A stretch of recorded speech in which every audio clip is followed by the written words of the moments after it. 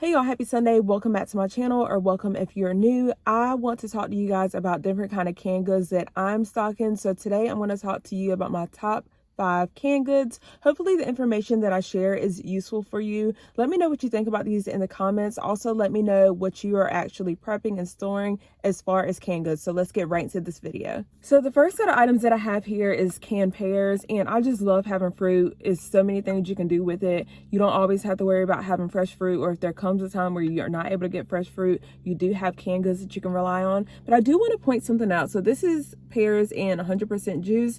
This just says sliced pears in heavy syrup. But if you notice the back, the one that is the one that has 100% juice, it has 0 added grams of sugar. Hopefully you guys can see that. Opposed to this one that's in the heavy syrup, it does include 14 grams of added sugar, which equals 28%.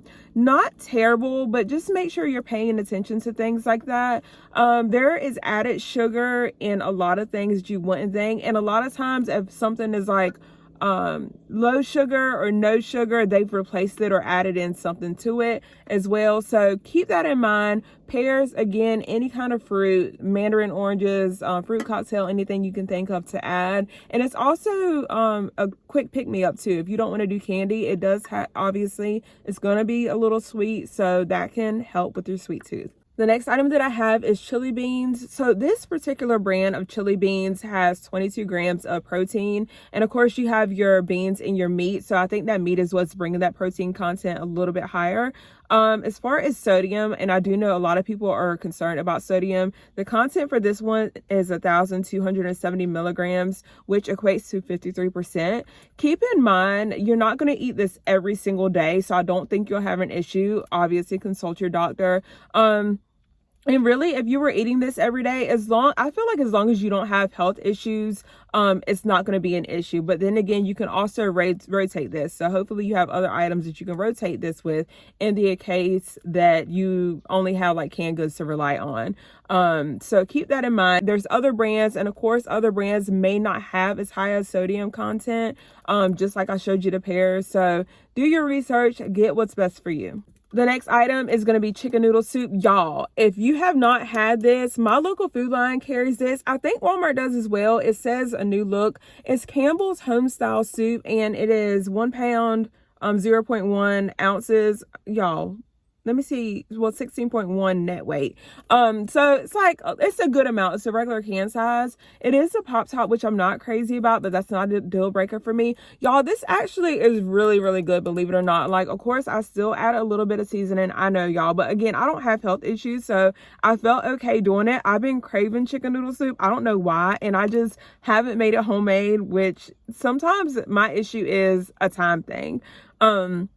So this is just so good too, because again, this has protein. It's not super, super high. Per can, it has 12 grams. Now per cup is 6 grams. So yeah, if you're sharing this with somebody, you know, you can also, it says not to add water, but adding water to it definitely won't hurt it, especially if you're trying to water it down. The sodium content is 1480 milligrams, 1480 milligrams, so 64%. Again, it's high, but as long as you're not eating this, it's not an issue. But I also like it because it's a ready to go meal. You don't have to worry about it. It does have your vegetables, it has your meat and your noodles, so it can tide you over quite a bit. Pair it with some crackers and you're good to go. Moving along to the potatoes, y'all, potatoes. I have to work on that because I'm so quick to say potatoes, and I don't really know why, but I'm really trying to work on saying it properly as far as that word potatoes, because I'm trying to teach my toddler how to talk, and I don't want him saying potatoes. Like, he'll pick it up eventually because we're Southern, but while he's trying to learn, I do try to enunciate certain words. So not that y'all needed to know that, but yeah, I don't know. Potatoes. This is in sea salt, so this is just the diced potatoes. The content, obviously, it's got a lower protein content. This is your starchy stuff, so it's 4 grams in a container. The sodium content is 940 milligrams, so that's running about 41%.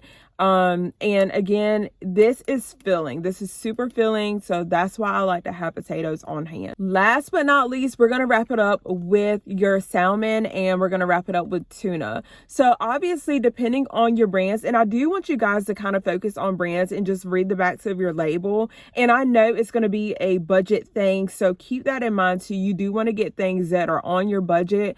I buy StarKist tuna. I love StarKist tuna. I have this because my husband is picky and he doesn't like StarKist tuna anymore ever since he tried these. I don't know what happened.